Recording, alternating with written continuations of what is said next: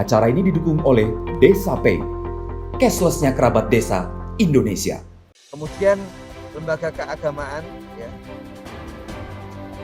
ini dilihat dari sisi fisik dan dari sisi lembaga. Jadi ada beberapa pertanyaan terhadap kuesioner untuk kegiatan yang lain itu, bagaimana kita akan mendukung kegiatan-kegiatan yang sifatnya sosial. Apakah mendukung orangnya ataukah mendukung fasilitasnya. Nah, karena itu kemudian muncul di dalam PSSI desa itu berkaitan dengan orang dan berkaitan dengan fisiknya. Apakah fasilitasnya ada atau tidak, rusak atau tidak. Saya kira kita sama-sama tahu kalau itu ada lembaga keagamaan, kemudian ada fasilitas yang rusak, maka rekomendasinya tentu saja untuk memperbaiki. Dan lembaga keagamaan ini juga bersifat ada pengurus dan anggota. Jadi ada lembaga tapi tidak ada pengurus dan anggota, kita yakin lembaga itu sedang tidak aktif. Lembaga ada pengurus dan anggota tetapi fasilitasnya rusak, maka yang perlu didukung adalah untuk rehabilitasi atau rehab fasilitas yang ada. Nah, kenapa sampai perlu ada nama lembaga keagamaan? Ini karena memang untuk dukungan terhadap fasilitas terutama, ya, dukungan terhadap fasilitas yang diberikan oleh pihak-pihak dari atas desa. Jadi seringkali membutuhkan nama dan lokasinya. Kemudian sama lembaga kemasyarakatan. Jadi semua lembaga itu ada melihatnya berapa lembaga. Kalau lembaga ini terbagi atas kelompok-kelompok, berapa kelompok yang ada di RT itu, ada pengurus dan anggota atau tidak. Kita tahu tadi pengurus dan anggota itu jumlah, kalau di situ sampai tidak terisi tadi, indikasi untuk menyatakan bahwa sedang tidak aktif. Sebetulnya secara konseptual yang namanya lembaga kemasyarakatan itu adalah kegiatan antar warga yang diciptakan untuk memenuhi kebutuhan.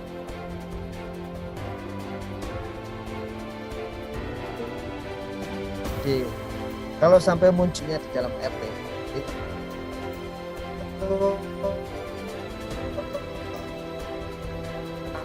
artinya memang ada lembaga itu. Jadi kalau tidak ada kebutuhan, mestinya di RT itu tidak akan diciptakan posyandu, misalnya seperti itu. Kalau tidak ada kebutuhan, maka antar RT di satu desa tidak akan menciptakan poskesdes. Jadi yang namanya lembaga itu diciptakan memang tujuan utamanya adalah memenuhi kebutuhan. Jadi kalau sampai muncul lembaga, itu artinya ada kebutuhan itu dalam masyarakat. Tapi kalau tidak ada pengurus dan anggota, artinya masyarakat butuh, tapi di situ tidak bisa mengelola. Ada kesulitan untuk mengelola.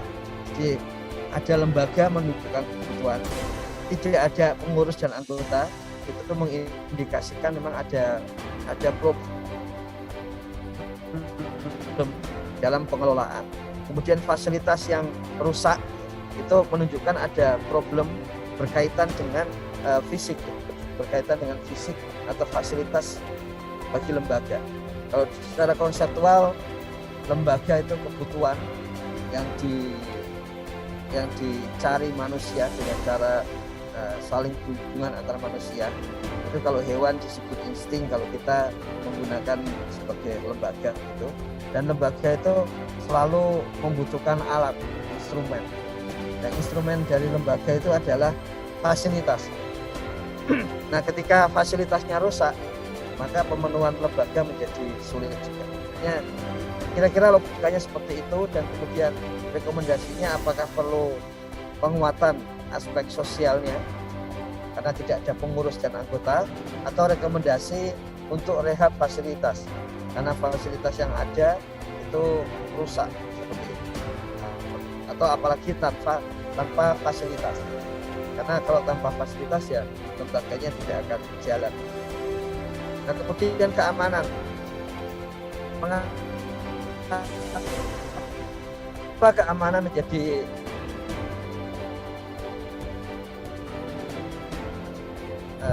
penting? Karena dari satu kajian global yang disebut transformasi besar atau Great Transformation, dan di situ salah satu yang dilihat adalah ternyata semakin masyarakat itu maju, maka hubungan antara orang itu lebih banyak berbasis interaksi yang setara daripada interaksi yang sifatnya bersifat menekan, wewenang yang menekan.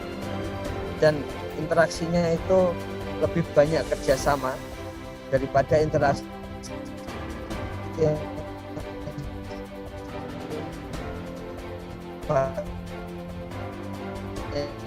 itu konflik. Wilayah-wilayah yang lebih cepat maju itu interaksinya itu interaksi yang aman seperti perdagangan. Tapi untuk masyarakat yang memang dinamika untuk semakin majunya itu lambat, maka di situ juga ditandai dengan apakah itu wewenang yang menekan atau adanya konflik. Makanya di sini ada pertanyaan khusus tentang keamanan. Ini juga pertanyaan yang tadinya di level desa, karena ini wilayah maka kemudian turun ke level RT, dan misalnya musyawarah penyusunan rencana kerja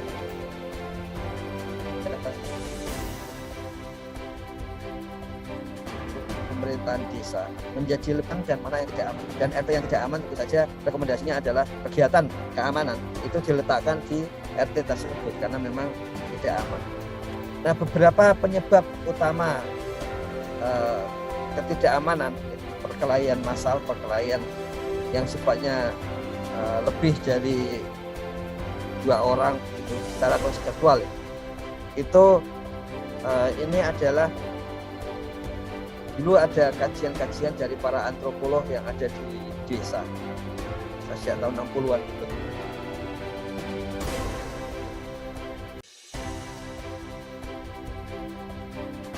Jadi penyebab utama termasuk lahan, kemudian kekuasaan, selalu muncul ketegangan menjelang pemilihan kepala desa, kemudian asmara, ya, jadi kalau hitungan secara kuantitatif, perceraian di desa dari sisi persentase tidak pernah naik dan turun secara drastis. Jadi dari dulu juga banyak, lebih dari 50%.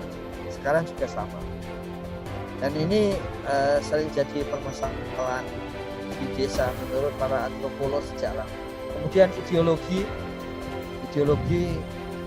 betulnya ini sempat menjadi masalah yang sangat kuat di desa pada tahun desa kita ya, tahun 50-an sampai awal 60-an. Dan kalau kita lihat perkelahian massal untuk setelah reformasi, kembali lagi ke ideologi dan agama, kepercayaan. Kemudian keramaian, paling kali ada konflik karena tidak ada organ tubuh.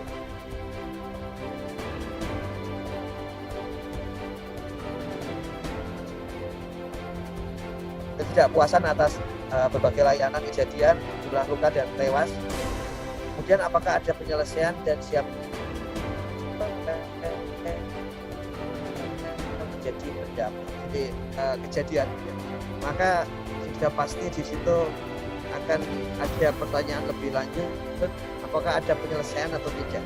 Jadi ada kejadian, tapi sekaligus apakah ada mitigasi, apakah ada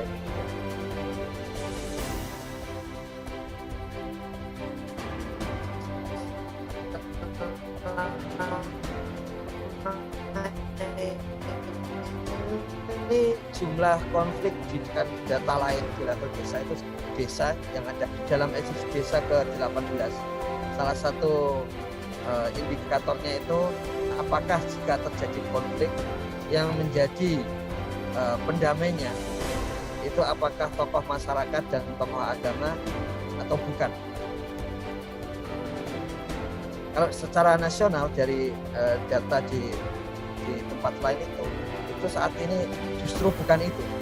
Yang paling dominan pendamainya adalah aparat keamanan dan kemudian aparat pemerintah. Apa sih implikasinya? Kalau lebih banyak tokoh masyarakat dan tokoh agama, itu penyelesaian terhadap konflik atau perkelahian massal ini mungkin lebih bisa dirasakan dan lebih dirasakan nyaman oleh warga yang sedang berkonflik itu, karena di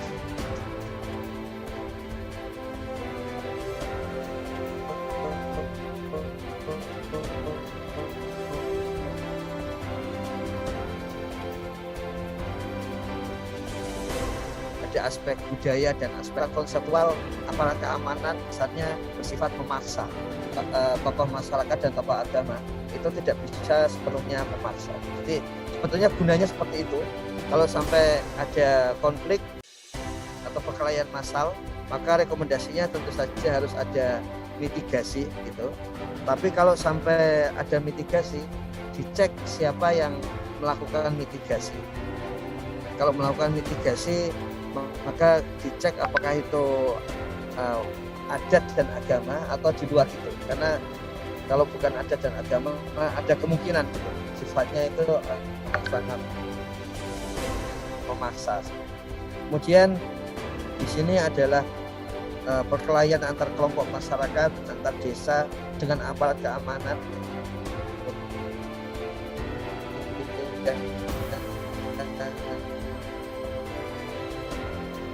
Antara aparat keamanan suku. Dibedakan antara perkelahian massal dengan kriminalitas yang kemudian disebut sebagai tindakan kejahatan. Di sini juga sama. Apakah ada kejadian itu dan apakah selesai ditangani. Jadi algoritmenya kalau ada kejadian dan sudah selesai ditangani, berarti ada kapasitas lokal untuk menangani. Tapi kalau sampai kasus yang ditangani lebih rendah dari jumlah kejadian, maka berarti perlu ada rekomendasi untuk penanganan. Kemudian untuk kegiatan warga yang lainnya ini berkaitan dengan ya pertama keamanan. Jadi kalau sampai tidak ada kegiatan warga untuk keamanan, nanti akan muncul rekomendasi supaya ada kegiatan warga. Kemudian kalau fisiknya, apakah ada pos kamling dan ada pos polisi, ya terutama pos kamling. Kemudian di samping itu, apakah ada mekanisme untuk menjaga keamanan, baik itu dalam arti ada pelaporan tamu. Ini ditekankan oleh Gus Halim berkali-kali, perlu ada pelaporan tamu. Kemudian selain itu tentu saja siskamling. Kemudian